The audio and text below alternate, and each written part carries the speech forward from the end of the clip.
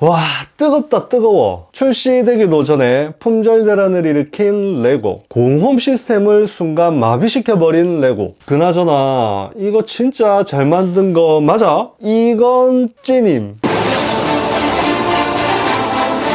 안녕하세요, 스타워즈매니아 학교입니다. 출시되기 전인데도 브릭나라 카페에서는 연일 참 뜨겁던데요. 라이브 이슈 등 다른 이슈는 언급하기보단 1990년대 제 가슴을 뛰게 했던 레고 해적선의 신작인 블랙펄의 장점과 단점을 살펴보면서 이 레고 제품이 과연 살만한지, 그리고 이만한 가격의 가치가 있는지에 대해 평가해보는 위주의 리뷰를 진행해보려고 합니다. 리뷰에 앞서 여러분들의 좋아요와 구독 그리고 댓글은 하키 채널을 더욱 성장시키는 원동력이 된다는 점 한 번씩 꼭 부탁드리겠습니다. 그럼 리뷰 바로 만나보시죠.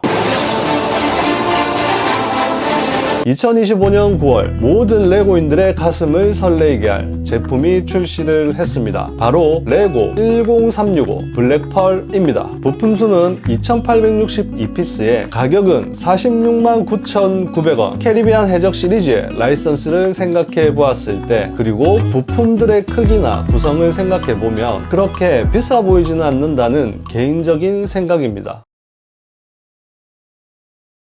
인기가 있어서 아닙니다. 제가 레고랜드에 방문했던 영상에 살짝 언급한 적이 있었는데요. 레고의 꽃은 해적과 캐슬이다. 초등학교 1학년이 될 무렵 부모님께 입학 선물로 레고를 사달라고 했죠. 서면 지하상가의 한 레고 상점에서 처음 본 커다랗고 웅장한 6285의 위용은 지금 생각해봐도 가슴이 웅장해지는데요. 뭐 가지고 싶어? 라는 부모님의 말에 저는 주저없이 6285를 선택했습니다. 그런데 그건 너무 비싸니까 이걸로 하자. 그건 제 인생의 첫 레고가 된 로빈훗과 친구들 제품입니다. 뭐 나쁘진 않았지만 해적선이 가지고 싶었던 어린 시절 하키의 가슴에 한이 된 사건이기도 하고, 그때부터 해적선에 대한 동경 그리고 열망이 자리 잡고 있었던 것 같습니다. 지금 생각해봐도 저는 캐슬보다는 해적인 것 같습니다. 그 해적선에 현대적 해석이 들어간 이번 블랙펄의 출시는 저에게는 상당히 자극적인, 그리고 꼭 조립해보고 싶은 욕구를 불러일으키더군요.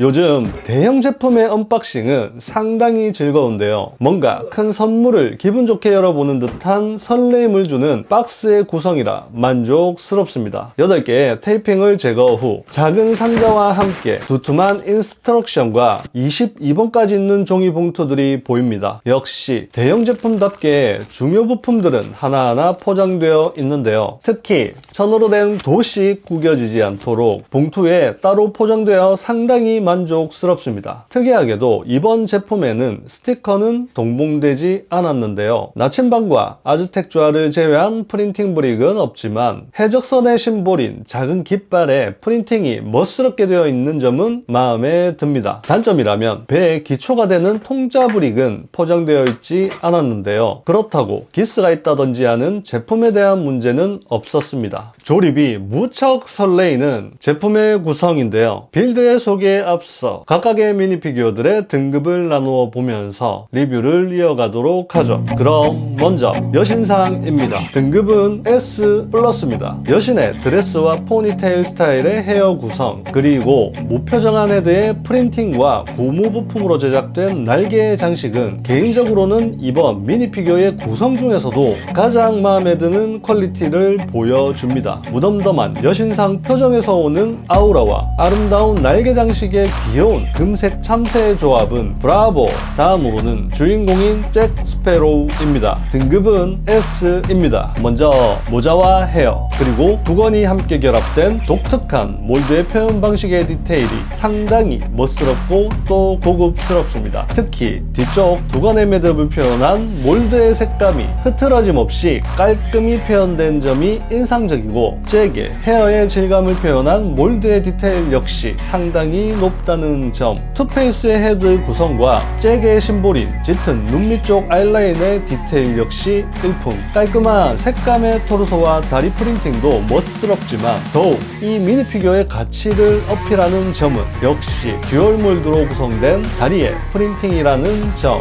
그 밖에 조끼와 다리 색의 컬러 차이, 허리에 스카프와 벨트에 떨어지는 느낌, 브이넥의 티셔츠와 머리 장식의 디테일 등 S를 주지 않을 이유가 없다라는 점에서 이번 블랙펄의 가장 만족스러운 미니피규어라는 점을 다시 한번 언급해보고 싶군요. 다음으로는 바르보사입니다. 등급은 역시 S입니다. 사실 제가 가장 좋아하는 캐릭터는 잭이 아닌 바르보사인데요. 그 이유는 빌드에서 다시 언급해볼 수 있도록 하고, 먼저 전체적인 느낌은 바르보사구나 라고 인식할 수 있을 정도는 되어 보입니다. 다만 아쉬운 점들이 있는데요. 헤드의 구성이 썩 좋아 보이진 않습니다. 작중 길쭉하고 나름 럭셔리해 보이는 프랑스 귀족 같은 이미지와 목까지 내려오는 긴 수염의 표현이 이번 헤드의 구성에서는 온전히 표현하지 못한 것 같은데요. 또한 왼쪽 허리에 노란 스카프가 표현되지 않은 점, 다리에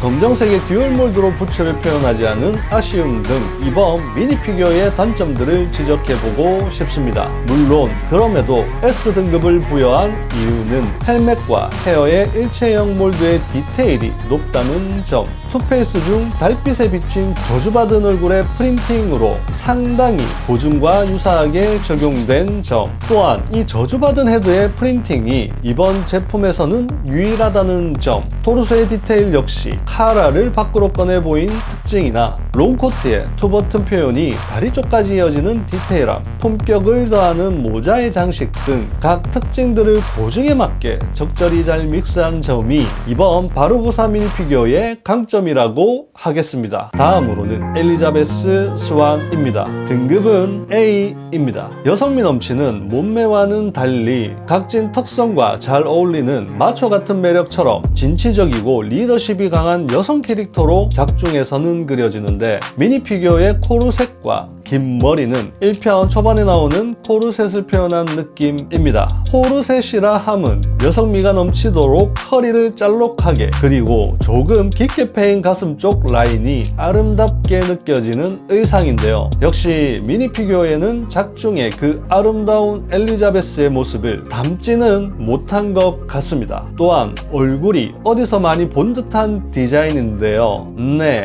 레아 공주와 상당히 유사해 보이는 느낌이죠. 치마 뒤쪽 프린팅이 생략된 점은 역시 원가 절감이 조금은 보여지는 느낌입니다. 전반적으로는 훌륭해 보이나 디테일적인 면이 많이 억제된 다소 아쉬운 미니피규어라는 점. 다음으로는 윌터너입니다. 등급은 B입니다. 짧고 인상적인 턱수염의 특징을 잘 나타내주고 있는데요. 대장간에서 일하는 윌터너의 다소 평민적인 느낌의 컨셉이 고스란히 나타나 있습니다. 큰 특징이나 감흥이 생기지 않아서 과감히 패스. 다음으로는 깁스와 코튼입니다. 먼저 깁스의 특징들은 잘 표현했지만 뚱뚱한 모습을 프린팅으로 디테일하게 적용하지 못한 점이 다소 아쉽습니다. 턱수염이나 헤어의 흰색이 조금씩 가미되었다면 좀 더 고증에 어울리는 미니피규어가 되었을 텐데 아쉽군요. 코튼의 경우 작중 혀가 잘려 말을 대신해주는 앵무새와 함께 주로 조타수를 담당했었는데 무뚝뚝함이 느껴지는 헤드 쪽, 특히 입모양이 그의 분위기를 딱 어필해주는 멋진 표현입니다. 두 눈을 주로 뜨고 있긴 하지만 한쪽 눈을 감고 있는 그의 이미지가 강하게 박혀 있어서 그런지 두 눈을 뜨고 있는 헤드의 표현은 다소 어울리지는 않아 보입니다. 잠깐만, 이분 어디서 많이 본 것 같은데? 헤드가 가만 보니 두쿠백 작가 상당히 유사한데요. 사실은 그는 시스였던 것이었습니다. 시스는 진리죠. 마티는 사실 코믹한 느낌을 잘 표현한 것 같고 주로 밧줄 작업을 하는 그의 역할에 맞게 전망대에 세워놓아야 하겠습니다. 안나마리아의 전체적인 분위기는 잘 표현했지만 고중에는 좀 더 연한 흰색 셔츠였는데 미니피규어 색상은 베이지 느낌이 나는 어두운 화이트 계열이라 다소 아쉽고, 검정색 모자를 함께 동봉해주지 않아서 살짝 아쉽더군요. 그리고 조금 낡아 보이는 보이는 옷감의 상태 등 고증에 부합하는 점은 마음에 드는 부분. 전반적인 미니피규어의 구성은 그렇게 화려해 보이지는 않았습니다. 팔 프린팅은 찾아볼 수 없고 잭 스페로우만이 다리에 듀얼 몰드 구성이라 사실상 전체적인 미니피규어의 등급이 낮아 보이는 건 사실이죠. 바르보사나 잭의 특이하고 퀄리티 높은 모자의 조형 정도가 눈에 띄는 점입니다. 또한 코튼이나 스완 같은 스타워즈에서 보던 레아와 두쿠 백작의 깜짝 등장은 스타워즈 매니아로서는 상당히 재미있게 미니피규어를 즐길 수 있는 대목이었습니다. 데뷔 존수가 없어서 아쉽긴 하지만 언젠간 플라잉 더치맨과 함께 다시 컴백하지 않을까 조심스럽게 예측해 보면서 미니피규어의 구성은 여기까지 마무리하도록 하죠. 스타워즈만 리뷰하다 보니 사실 레고의 본질적인 재미를 잘 느낄 수 없었던 것 같습니다. 쌓는 맛과 만드는 재미, 그리고 웅장함이 있는 이번 블랙펄을 통해 느껴보면서 어릴 적 추억들이 떠올려지기도 했고, 만드는 내내 역작이다 라고 되뇌일 정도의 만족감을 주기 충분한 매력적인 레고 제품이었습니다. 그럼 바르보사에 의해 봉인 해제된 병 속에 들어있는 블랙펄을 세상 밖으로 다시 불러냈듯이 장점과 단점들을 간단히 나눠보면서 리뷰를 이어가도록 하죠. 거의 99%가 올 블랙이라는 컬러감은 자외선으로부터 레고의 변색에 대한 공포에 자유로울 수 있는 가장 큰 장점이라 하겠습니다. 하지만 반대로 먼지에는 너무 취약해서 작은 먼지도 좀 잘 보이는 경향이 있죠. 장단점에 앞서 먼저 언급해두고 시작해보죠. 먼저 레고 해적선의 등장 이래 이런 획기적인 기믹은 처음 느낍니다. 키의 양쪽 동작 부품을 좌우로 돌려주면 대포들이 까꿍 하면서 일제히 사격 준비 포지션이 되는데 이게 정말 너무 신박했습니다. 포의 로망은 일제 사격이죠. 그 로망을 간단한 기믹 동작으로 멋스러움과 놀라움을 선사한 이번 기믹의 기획은 정말 칭찬받아 마땅하다는 생각입니다. 두 번째로는 조타 방향에 따라 선체의 키가 좌우로 움직이는 것이 가능한데 이 기믹이 동작하는 모션을 보고 있으면 혁신적이다 라는 생각이 절로 들더군요. 물론 단점들도 있긴 하지만 단점편에서 다시 언급해 보도록 하겠습니다. 세 번째로는 고증에도 상당히 부합하는 디자인이지만 특히 선미와 현측이라고 하는 선미 좌우 방향의 면은 레고로 이렇게 만들 수 있구나 라고 감탄한 디테일들이 있습니다. 창문에 아치 형태를 구현한 부분이나 그 위로 보이는 회색 타일의 브릭의 마감, 선미 끝부분을 장식한 럭셔리해 보이는 나무 브릭들, 삼지창의 디테일이 없는 점은 빼고요. 그리고 세 개의 등장은 블랙펄의 빌드의 하이라이트라고 해도 손색이 없을 정도. 네 번째로는 벽면을 구성하고 있는 빌드의 형태가 정형되지 않고 다각도로 눕히거나 기울여 여러 각도로 빌드를 딱딱 맞춰가면서 와 이게 되네 라고 감탄이 절로 나오는 마법 같은 빌드에 참신함에 매료되었습니다. 이쪽 계단 각도부터 심상치 않죠. 아래쪽 기울어지는 벽면의 기초부터 경사 타일 브릭으로 지지하며 각도를 만들어주고 한 면씩 벽면을 붙여가면서 위쪽 벽면과 함께 선장실까지 이어지는 다각화되고 짜임새 있는 빌드는 샌드크롤러의 MOC 리뷰 이후 처음 보는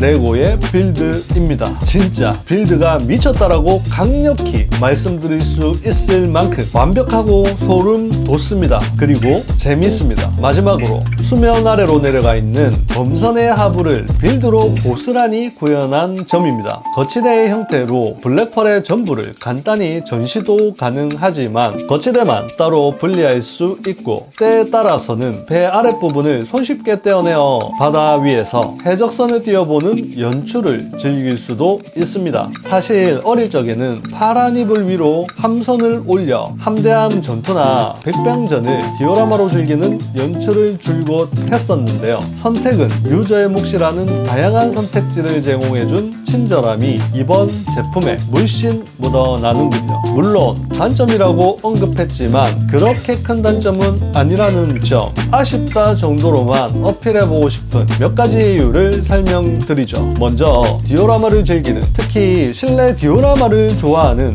저의 시선에서는 기믹이 특화되어 많은 공간들의 장점들을 살릴 수 없다는 점이 좀 크게 다가오더군요. 작중 블랙펄에서는 롤을 저을 수 있는 공간이 좀 창고, 부엌과 선원들의 숙소 등이 이번 대폭 기믹 때문인지 표현되지 못했고, 가장 큰 아쉬움은 조타 기믹을 위해 선장실의 많은 부분들이 할애되어서 입구의 문을 열면 럼주만 덩그러니 놓여있고 선장실로 진입조차 되지 않는 점. 정작 문의 크기가 미니피규어보다 작아서 와, 이거 말이 안 된다는 생각을 했습니다. 기믹의 놀라움은 잠깐이지만 디오라마의 재미와 감동은 오래 갑니다. 다음 버전이 될 함선은 부디 기믹도 좋지만 깨알같은 아기자기한 맛이 있는 실내 구현을 부디 만들어 주시길 바랍니다. 두 번째로는 너무 빳빳한 돛의 표현입니다. 천으로 된 재질 자체는 괜찮아 보이는데 너무 수직으로 된 느낌이라 바람을 타고 움직이는 풍성한 볼륨감이 있는 돛의 표현이 이번 제품에서는 느껴지지 않았습니다. 살짝 아쉬운 정도라 패스. 돛 장인분들이 곧 커스텀으로 멋진 돛을 제작해 주시길 기대합니다. 세 번째로는 미니피규어를 방향타 중심으로 배치해서 연출하기가 거의 불가능에 가깝다는 점입니다. 앞뒤로 방향타가 테크닉 브릭에 연결되기 때문에 그 사이의 공간은 미니피규어가 설 자리가 없습니다. 사실 미니피규어가 주인공이 되어야 하는데 방향타는 온전히 유저들에게만 몰빵되어 있어서 이 부분 또한 아쉬운 점으로 들 수 있겠군요.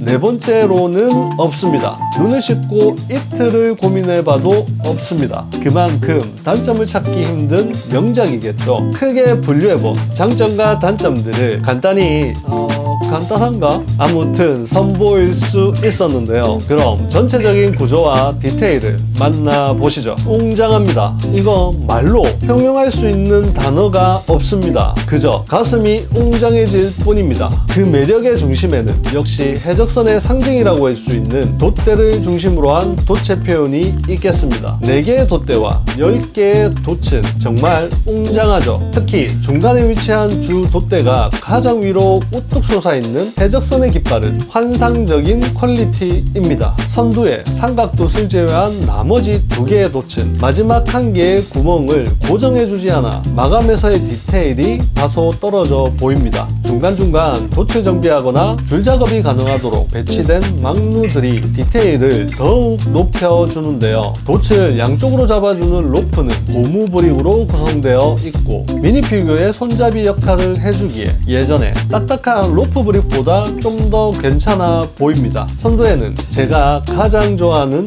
여신상이 딱 모든 전투에서 승리로 이끌 것만 같은 저 무덤덤한 표정이 압권입니다. 타일브릭으로 제작된 양쪽의 장식 부분도 나름 깔끔한 구성이더군요. 앵커는 양쪽으로 하나씩 조형으로만 구현되어 있을 뿐 작중에서처럼 내리거나 끌어올리지는 못해서 정말 살짝 아쉽더군요. 특히 이 블랙펄의 앵커는 정말 눈물나는 에피소드가 있죠. 제가 그래서 바르보사를 좋아합니다. 스포가 될 수 있으니 여기까지만 하죠. 작은 보트가 거치된 구조물을 들어올리면 유일하게 갑판 아래를 볼 수 있는 공간이 있습니다. 보물상자와 한포를 제외하면 사실 구경할 건 딱히 갑판 위로 올라올 수 있는 사다리가 보이는데 이곳에는 있어야 할 게 하나가 없습니다. 잭과 엘리자베스가 올라갔었던 나무판의 구현이 생략된 점이 좀 아쉽더군요. 조타실에 올라온 바르보사를 보고 있으니 윌터너와 엘리자베스가 전투 중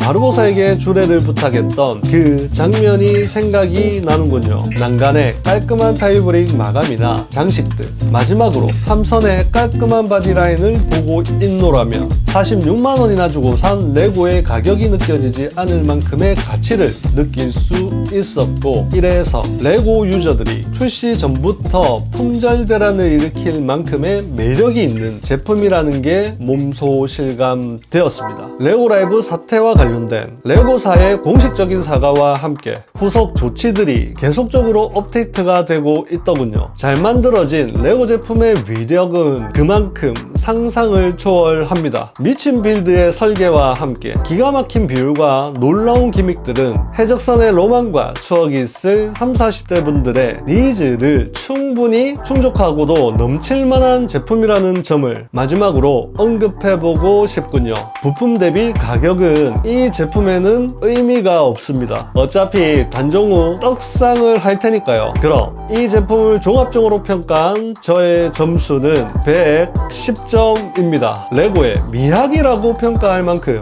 레고가 가지고 있는 많은 장점들과 재미 그리고 감동과 추억을 내포한 명작입니다. 두말 않겠습니다. 단종 전까지는 무조건 구입하시길 바라겠습니다. 2025년 레고 리뷰 중 가장 만족하는 레고 제품이라 자부합니다. 단 10월에 출시될 데스스타가 아직은 나오기 전이니까요. 데스스타냐 블랙펄이냐 그 선택은 10월 초 데스스타의 리뷰를 통해 공개하도록 하겠습니다. 이번 리뷰도 여러분들의 레고 선택에 도움이 되셨다면 구독과 좋아요 그리고 댓글도 한 번씩 부탁드리고요. 지금까지 스타워즈 매니아 하키였습니다. 메더포스 be with you.